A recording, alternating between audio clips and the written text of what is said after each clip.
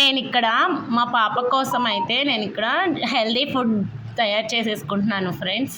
వచ్చేసి ఇక్కడ dry fruits అన్నీ వాల్నట్, క్యాషు, బాదామి, పిస్తా అన్నీ ఫ్రై చేసేసుకున్నాను లైట్గా. ఇక్కడైతే వచ్చేసి రాగులు కూడా తీసేసుకున్నారు. రాగులు, గోధుమలు, జొన్నలు, పెసలు, ఇదిగోండి ఫ్రెండ్స్. ఇక్కడ ఇది వచ్చేసి గోధుమలు, అలానే పెసలు.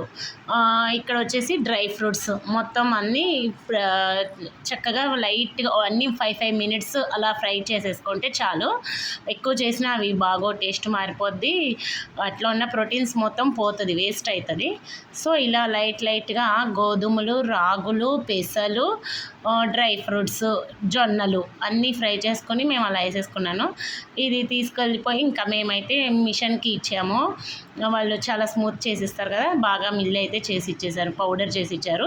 ఇప్పుడు ఇక్కడ వచ్చేసి ప్రాసెస్ ఎలా చేసుకోవాలంటే ఒక బౌల్లోకి వాటర్ తీసుకొని మిక్స్ చేసేసుకోవాలి సెపరేట్గా పౌడర్ని. ఆ తర్వాత గిన్నెలో నేనైతే పాలతో చేస్తాను, కావాలంటే వాటర్తో కూడా చేసుకోవచ్చు.